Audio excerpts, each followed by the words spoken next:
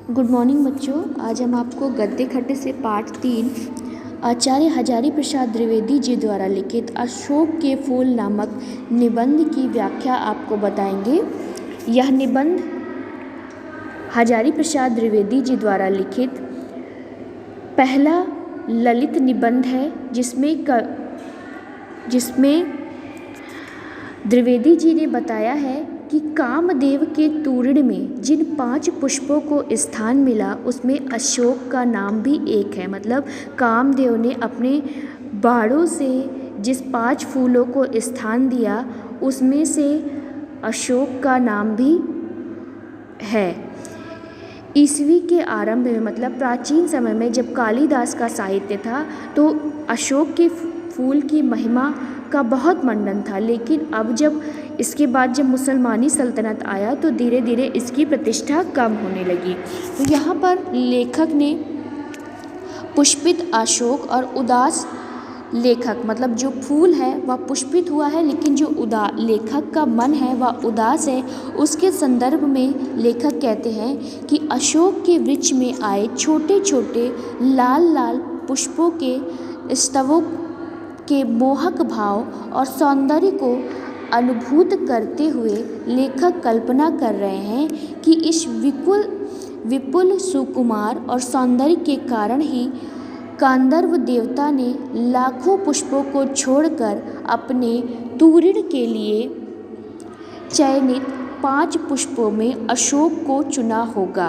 तो यहाँ पर लेखक कहते हैं कि जो कामदेव थे उन्होंने इतने सारे लाखों पुष्पों को छोड़कर केवल 5 पुष्पों को ही अपने जिसमें तूर्ण मतलब जिसमें बाण या तीर रखते हैं उसको बोला जाता है, तो उसे रखने के लिए अशोक को क्यों चुना? क्योंकि यह छोटे छोटे लाल लाल होते हैं और यह बहुत ही मोहक अर्थात सुंदर लगते हैं देखने में।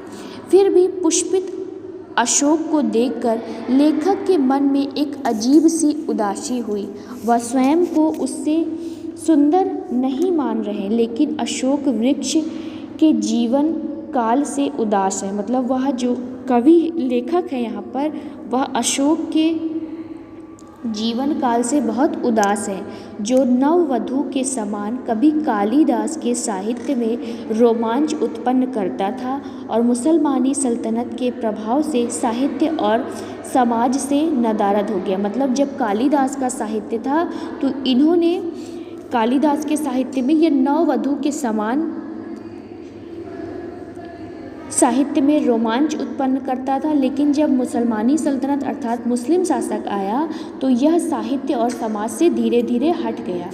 गांधर्व देवता ने अन्य 4 पुष्पों में अरविंद, आम्रमंजरी, नीलोत्कल और नवमल्लिका तो अभी भी प्रतिष्ठित है, लेकिन अशोक को ही क्यों भुला दिया गया? मतलब जो गांधर्व देवता ने 5 पुष्पों को चुना था वह आज भी प्रतिष्ठित है, लेकिन केवल अशोक का फूल ऐसा है जिसे सबने भुला दिया।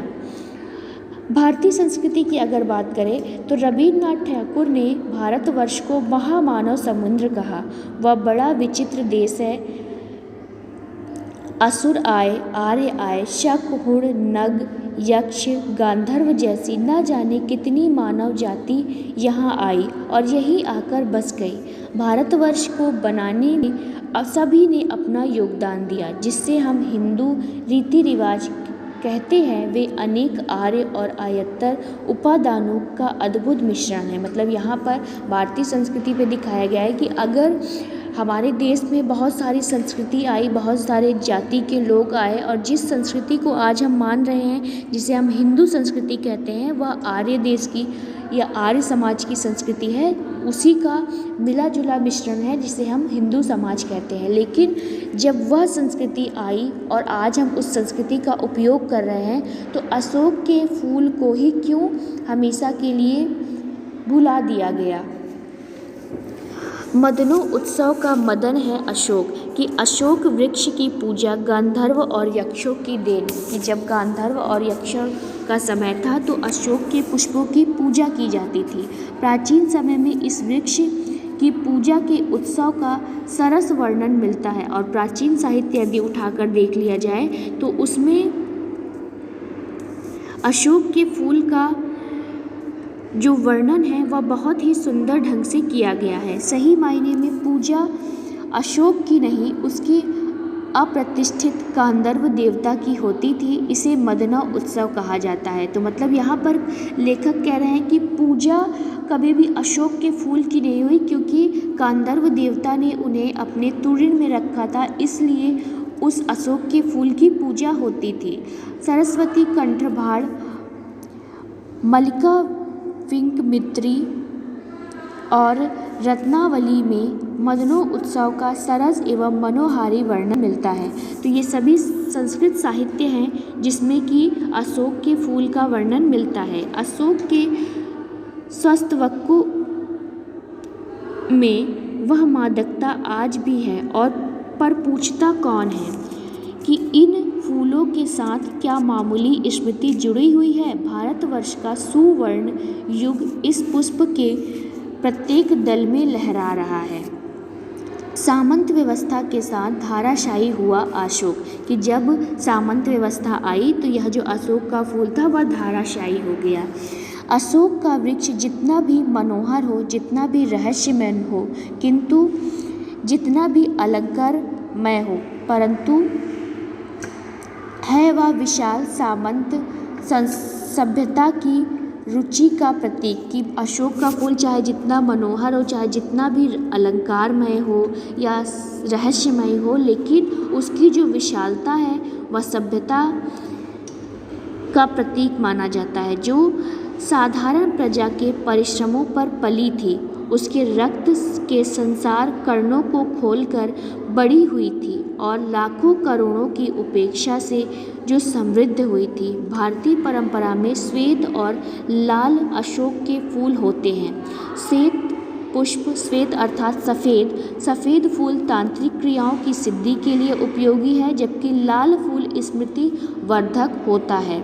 सामंती व्यवस्था के ढंग जानने के साथ ही अशोक के फूल की महिमा एवं गरिमा दोनों नष्ट हो गई। कि मतलब जैसे ही सामंत वाली व्यवस्था खत्म हुई तो अशोक की जो फूल की महिमा थी वह धीरे धीरे खत्म होती चली गई। सब विकृत होगा, सब नवीन होगा। तो यहाँ पर लेखक कहते हैं कि आज जिसे हम बहुमूल्य संस्कृति मान रहे हैं वह एक ऐसी ही बनी रहेगी। सम्राट, सामंतों और आचार्य शिष्टता, धर्म आचार्यों का ज्ञान और वैराग्य, मुसलमानी रईसों का अनुकरण, मध्यकाल का व्यावसायिक युग नित्य नूतनता को प्राप्त हो रहा है। महाकाल के पदाघात से धरती धसेगी, उसके कुष्ठ नित्य कि प्रत्येक चरिका कुछ ना कुछ लपेट कर ले जाएगी। सब बदलेगा, सब विकृत होगा और सब नवीन होगा। तो यहाँ पर लेखक कहते हैं कि जैसे कि कोई संस्कृति आती है तो वह बिल्कुल नवीन होती है, पर धीरे धीरे जैसे ही प्रलय आता है इस धरती पे तो वह ख़त्म हो जाती है और धीरे धीरे सब कुछ ख़त्म हो जाता है। वैसे ही यह अशोक का फूल भी था कि जब वह आया था तो भारतीय संस्कृत साहित्य में वह बिल्कुल नवीन था। काफ़ी दिनों तक उसकी चर्चा हुई और वह बहुत सुंदर भी था, लेकिन जैसे ही संस्कृति बदली वह फूल को लोग भूल गए। लेकिन आज भी जो अशोक है वह आज भी मस्त है, बिल्कुल आज भी मस्त है अशोक। कि कवि लेखक यहाँ पर कहते हैं उदास मन होना बेकार है। कि लेखक का जो मन है वह अगर उदास हो रहा है तो वह उसका उदास होना बेकार है। अशोक आज भी उसी मौज में है जिसमें आज से 2000 पहले था। कि जो अशोक का फूल है, जो अशोक का पेड़ है वह आज भी मस्त है। भले ही उसकी जो प्रतिष्ठा थी, जो उसकी महिमा थी, जो उसकी गरिमा थी वो ख़त्म हो गई है। लोग अशोक के फूल को भूल गए हैं, लेकिन अगर आप अशोक के पेड़ को देखें तो उसका वह आज भी जैसे पहले था, जैसे प्राचीन समय में था, संस्कृत साहित्य में था, वह आज भी वैसे ही मस्त है। तो लेखक यहाँ पर कहता है कि यहाँ पर उदास मन लेकर बैठना बिल्कुल बेकार है। अशोक आज भी उसी मौज में है जिसमें आज से 2000 साल पहले था। कहीं भी तो कुछ नहीं बिगड़ा, कुछ भी नहीं बदला, बदली मानव की मनोवृत्ति। की मतलब कि आज भी, आज से 2000 साल पहले अशोक जैसा था, अशोक का फूल जैसा था वह आज भी वैसा ही है। लेकिन अगर कुछ बदला है तो वह है मनुष्य की मनोवृत्ति, मतलब मन की इच्छा, मनुष्य की मन की सोचने की इच्छा बदल गई है, बाकी कुछ भी नहीं बदला। कालिदास इसका रस ले रहे हैं अपने ढंग से, मैं भी ले सकता हूँ अपने ढंग से, कि मतलब कालिदास ने जब प्राचीन समय था, जब उन्होंने संस्कृत साहित्य लिखा तो उन्होंने अशोक की फूल की महिमा की, तो उन्होंने अशोक के फूल का अपने तरीके से आनंद लिया, मैं भी अपने तरीके से आनंद ले सकता हूँ। सभी अपने अपने ढंग से अशोक के फूल का आनंद, उसके सुंदरता का, उसके सौंदर्य का आनंद उठा सकते हैं, इसलिए उदास मन होना बेकार है। तो ये हो गया अशोक के फूल नामक निबंध संग्रह का सारांश। इसके बाद आप इसको डिटेल में अच्छे से पढ़ लीजिएगा।